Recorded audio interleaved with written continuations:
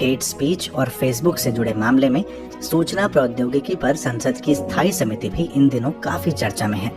ऐसे में सवाल है कि ये संसदीय समितियां क्या होती हैं और उसमें भी ये स्थायी और तदर्थ समिति क्या है, क्या होते हैं इनके काम और कैसे होता है इनका गठन।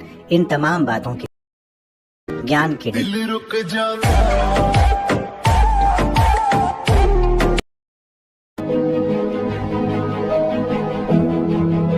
हम सभी जानते हैं कि संसद केवल अपने अधिवेशन, अपने सत्र के दौरान ही बैठती है।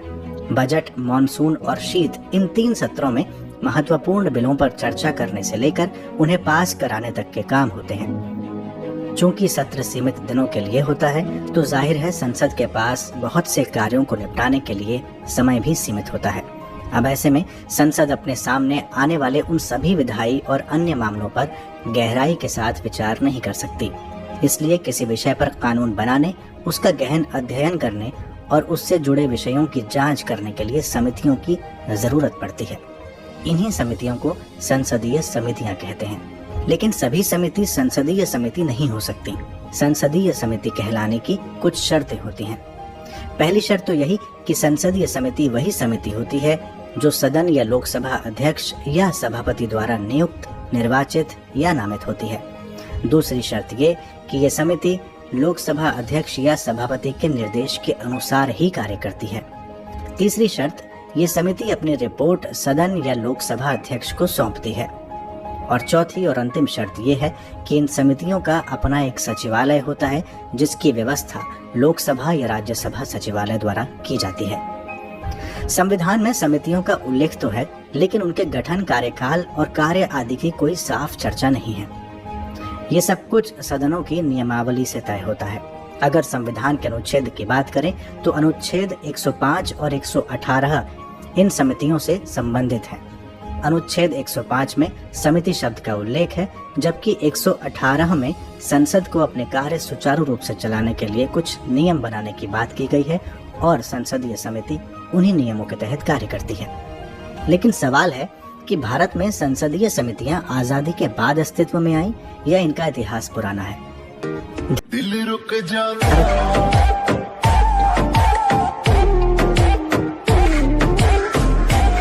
कमेटी सिस्टम की उत्पत्ति 1919 के संवैधानिक सुधारों से देखी जा सकती है, जब सेंट्रल लेजिस्लेटिव असेंबली के आदेश पर विभिन्न कमेटियां अस्तित्व में आई, जैसे कि committee on petition, select committee on bill. इन कमेटियों में सेंट्रल लेजिस्लेचर के दोनों सदनों के सदस्यों को मेंबर बनाया जाता था और यह सारी कमेटियां एडवाइजरी नेचर हुआ करती थी। ये भारत सरकार को एडवाइस देने का काम करती थी और ये सब कमेटियां सरकार के नियंत्रण में काम करती थी। और इन कमेटियों का चेयरपर्सन या हेड किसी भी डिपार्टमेंट का मिनिस्टर इंचार्ज हुआ करता था। और आजादी के बाद हमने देखा कि कमेटियों से जुड़े हुए किसी भी विषय को संविधान के आर्टिकल 118 क्लॉज 1 के तहत डील किया जाता है। तो ब्रिटिश पीरियड में ही इन कमेटियों की उत्पत्ति को हम देख सकते हैं। वैसे संसदीय समितियां 2 प्रकार की होती हैं, स्थायी समितियां यानी स्टैंडिंग कमेटीज और तदर्थ समितियां यानी एडहॉक कमेटीज। स्थायी समितियों में जिन समितियों को जानने की हमें जरूरत है वो है वित्त समिति और विभागीय स्थायी समिति।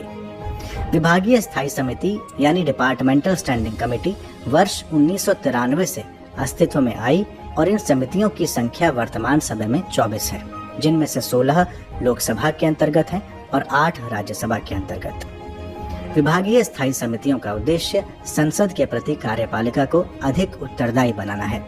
इनके कार्य क्षेत्र में केंद्र सरकार के सभी मंत्रालय और विभाग आते हैं। आपको बता दूं कि प्रत्येक डिपार्टमेंटल स्टैंडिंग कमेटी में 31 सदस्य होते हैं, जिनमें से 21 लोकसभा और 10 राज्यसभा से चुने जाते हैं। अब आते हैं वित्त समिति पर। वित्त समिति भी स्थायी समिति है। इसके अंतर्गत 3 समितियां आती हैं, लोक लेखा समिति यानी पब्लिक अकाउंट्स कमेटी, प्राक्कलन समिति यानी एस्टिमेट्स कमेटी और सार्वजनिक उपक्रम पर समिति यानी committee on public undertakings.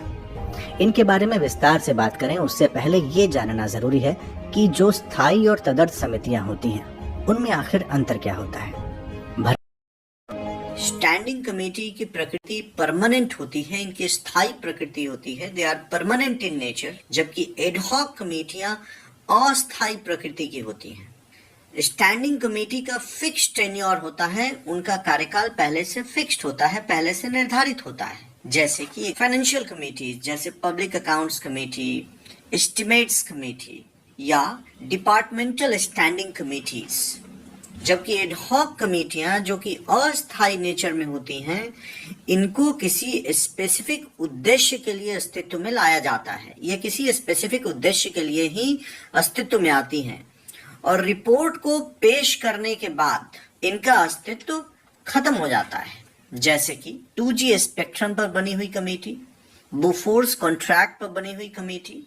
Ad hoc कमेटियां भी दो प्रकार की होती हैं, एक एडवाइजरी इन नेचर होती है और दूसरी इंक्वायरी कमेटीज।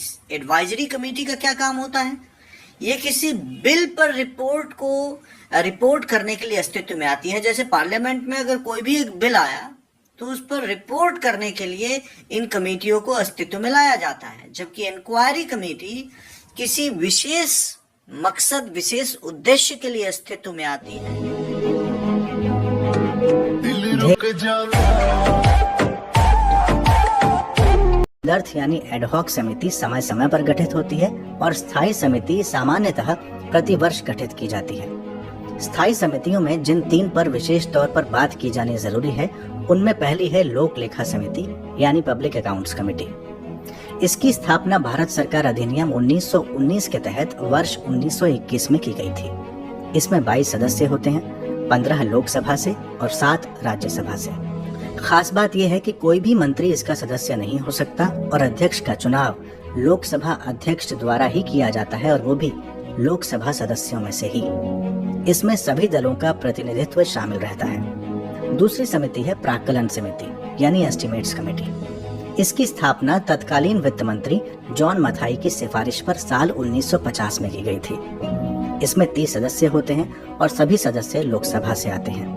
याद रखने वाली बात यह है कि प्राक्कलन समिति को सतत आर्थिक समिति भी कहते हैं यानी कॉन्टिन्यूअस इकोनॉमिक कमेटी। ऐसा इसलिए है क्योंकि ये बजट में अनुमानों की जांच और लोक व्यय में कमी का सुझाव देती है और ये लगातार काम करती है। और तीसरी और अंतिम कमेटी जो वित्त समिति के अंतर्गत आती है वो है कमेटी ऑन पब्लिक अंडरटेकिंग्स यानी सार्वजनिक उपक्रम पर समिति। इस समिति का गठन कृष्ण मेनन के सुझाव पर वर्ष 1964 में हुआ था। इसमें 22 सदस्य होते हैं, 15 लोकसभा से और 7 राज्यसभा से। कोई मंत्री सदस्य नहीं होता और अध्यक्ष का चुनाव लोकसभा अध्यक्ष ही करता है, लेकिन शर्त यह है कि अध्यक्ष केवल लोकसभा का ही सदस्य होना चाहिए। तो मोटा मोटी ये होती है संसद की समितियां। सब पर बात करना यहाँ संभव नहीं है, लेकिन जो महत्वपूर्ण है उनकी आपको हमने जानकारी दी। अगर हम कुल जमा सभी समितियों को देखें तो ये समितियां प्रभावी कामकाज के लिए संसद की सहायता करती हैं, संसद को जिम्मेदार बनाती हैं। इन समितियों के विचार विमर्श और जांच ये सुनिश्चित करते हैं कि विधायिका अपने संवैधानिक दायित्वों को पूरा कर रही है या नहीं। यही समितियां सार्वजनिक प्रतिक्रिया प्राप्त करने और विवादास्पद मुद्दों को राजनीतिक सहमति बनाने में भी मदद करती हैं।